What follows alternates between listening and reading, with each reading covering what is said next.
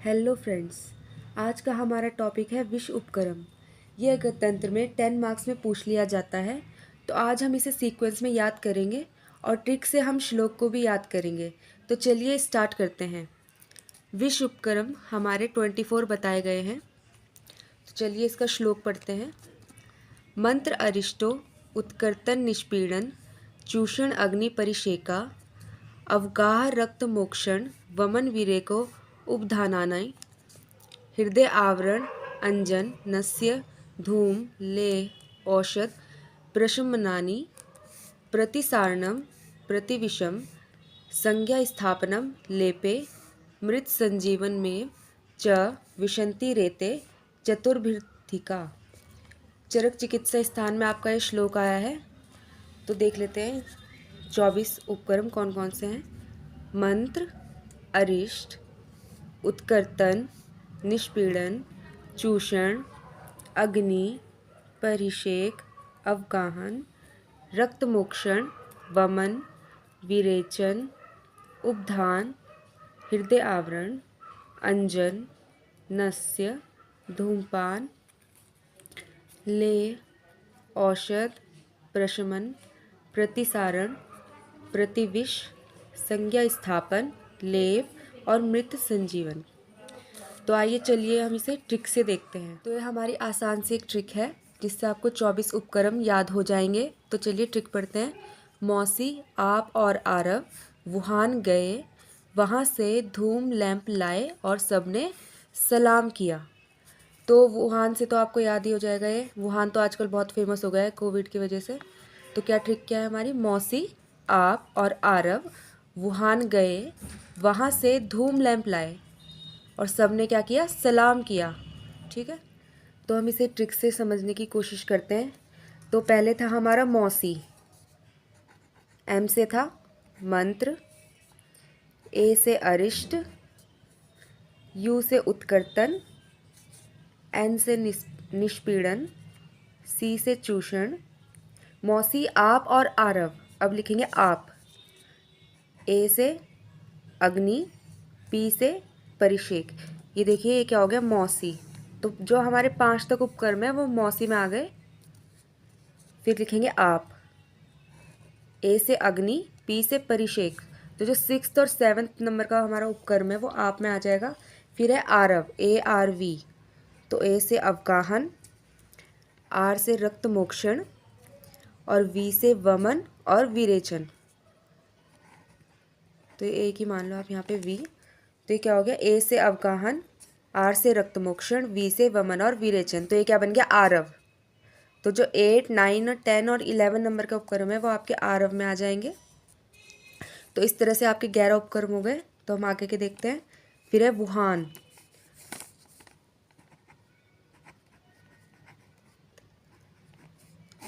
तो डब्ल्यू से हमारा कुछ नहीं है यहाँ पे। यू से देख लेते हैं। उपाधान, एच से हृदय आवरण, ए से अंजन, एन से नस्य। तो ये वुहान के अंदर आ गया। डब्ल्यू यहाँ पे हम ऐसे ही लिख लेंगे, वुहान। फिर था हमारा वहाँ से क्या लाए, धूम लैंप लाए। तो धूम से हमारा क्या हो गया, धूमपान। धूम से धूमपान हो गया। फिर क्या लाए, लैंप लाए। तो यहाँ पे पहले लैंप लिख लेते हैं। अभी मैंने 3 एल, ए और पी कैपिटल में लिखे और एम स्मॉल में, क्योंकि एल, ए और पी से यहाँ पे हम उपक्रम, एम से कुछ नहीं है यहाँ पे। तो हम देख लेते हैं। एल से ले, ए से औषध, पी से हमारे इसमें 3 आएंगे, प्रशमन, प्रतिसारण और प्रतिविष। तो ये क्या हो गया, एम यहाँ पे ऐसे लिख देंगे। लैंप, लैंप से हमारे 17, 18, 19, 20 एंड 21 जो उपक्रम है वो याद हो जाएंगे। फिर उसके आगे क्या था, सबने सलाम किया। तो सबने सलाम किया, सलाम, स ला म। तो स से संज्ञा स्थापन, ल से लेप और म से मृत संजीवन। तो यह ट्रिक क्या होगी देख लेते हैं एक बारी। मौसी आप और आरव वुहान गए और वहाँ से धूम लैंप लाए और सबने क्या किया, सलाम किया। सबने सलाम किया। तो इस ट्रिक से हमारे 24 उपक्रम क्या है, याद हो जाएंगे हमें। इस ट्रिक से आप श्लोक भी लिख सकते हैं। तो अब 1 बाय 1 हम पढ़ेंगे इन 24 उपक्रमों को। तो मान लीजिए किसी के सांप ने काट लिया है, तो सबसे पहले अब हम इसकी चिकित्सा कैसे करेंगे। सबसे पहले हम मंत्र द्वारा इसकी चिकित्सा करेंगे। ये देव्य पार्श्व चिकित्सा के अंतर्गत आता है। पहले हम मंत्र उच्चारण करके बिना औषध के चिकित्सा करेंगे।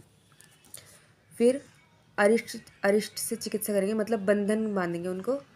जहाँ पे सांप ने काटा है उससे 2, 4 या 8 अंगुल ऊपर आपको बंधन करना है। और ये ना तो दृढ़ होना चाहिए ना शिथिल होना चाहिए। दृढ़ मतलब टाइट,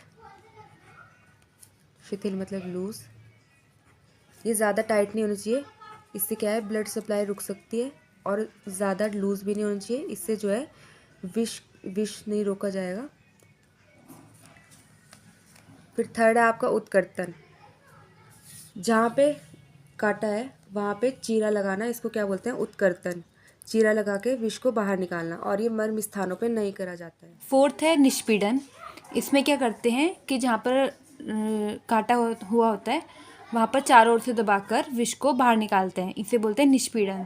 और निष्पीड़न जो है वो हमें मर्म स्थान पर नहीं करना है। फिफ्थ है चूषण। इसका मतलब है सकिंग, मतलब मुख से सक करके विष को बाहर निकालते हैं। तो सक करने से पहले मुंह में सूती कपड़ा या आटा या राख रखते हैं, ताकि क्या होता है कि जो सक कर रहा है उसके शरीर में विष जो है प्रवेश ना करे। सिक्स्थ है हमारा अग्निकर्म। इसमें क्या करते हैं कि शलाका के द्वारा अग्निकर्म करते हैं। और अग्निकर्म कहाँ पे करते हैं, जहाँ पर हम बंधन नहीं कर सकते। सेवन्थ है परिषेक। परिषेक में हम दंत स्थान को जल द्वारा साफ करते हैं। एट्थ है अवगाहन। इसमें गुनगुने पानी के द्वारा विष स्थान को धोना। तो ये आपका 2 टाइप का होता है, एकांग और सर्वांग। एकांग मतलब हो गया आपका दंश स्थान, और सर्वांग मतलब पूरा शरीर। 9th है रक्तमोक्षण। इसमें दूषित रक्त को शरीर से बाहर निकालते हैं। तो इसमें कई प्रकार से हम दूषित रक्त को बाहर निकालते हैं। पहला हो गया आपका प्रच्छान, मतलब कट लगाकर दूषित रक्त को बाहर निकालना। दूसरा हो गया श्रृंग। श्रृंग मतलब कि सींग हो गया आपका। जलोका हो गई आपकी सिरावेद और आदि। 10th है वमन। इसमें अगर विष जो है हमारा आमाशय में पहुंच गया हो तो हम वमन द्वारा विष को बाहर निकालते हैं। 11th है विरेचन। अगर विष पक्वाशय में पहुंच गया हो तो विष को हम विरेचन के द्वारा बाहर निकालते हैं। 12th है उपादान। इसमें हम विष को रोकने के लिए सिर पर काकपद बनाते हैं, मतलब कौवे के पैर का चीरा लगाते हैं उसमें, और वहाँ पर ताज़ा मांस रखते हैं। ये हो गया आपका उपादान। अब 13 है हृदय आवरण। इसमें हमें ऐसी औषधियाँ देनी है जिससे हम हृदय की रक्षा कर सकें विष से।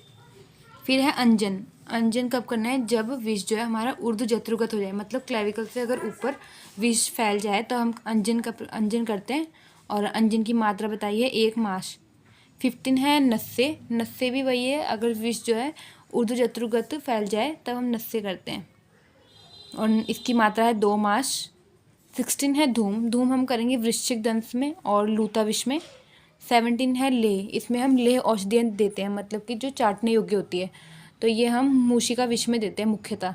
18 है औषध। इसमें हम औषधि देते हैं गुटिका की फॉर्म में या लेह की फॉर्म में, और उसकी मात्रा होती है 4 मास। 19 है प्रशमन। इसमें अगर हम विष को बाहर निकाल देते हैं और थोड़ा विष जो है शरीर में रह जाता है तब हम प्रशमन चिकित्सा करते हैं। 20 है हमारा प्रतिसारण। इसका मतलब है रक्तस्राव साम्य, मतलब रक्तस्राव को जो साम्य रखता है। तो इसमें अगर कंठ में कफ एक्यूमुलेट होगा तो हम औषधि चूर्ण को वहाँ पर मलते हैं। फिर है 21 प्रतिविष। इसको मॉडर्न में एंटीडोट बोलते हैं, मतलब वह औषधि जो विष के विपरीत हो उसे प्रतिविष बोलते हैं। फिर है 22 संज्ञा स्थापन, मतलब जो व्यक्ति अनकॉन्शियस है उसे कॉन्शियस में लाना, तो उसमें जो कर्म करते हैं उसे बोलते हैं संज्ञा स्थापन। तो आचार्य सुश्रुत ने बताया है कि जो व्यक्ति बेहोश है उसमें हम तीक्ष्ण प्रधमन से शिरोविरेचन करते हैं। और आचार्य चरक ने बताया है कि स्थावर विष के 6ठे वेग में हम संज्ञा स्थापन कर्म करते हैं। फिर 23 है लेप।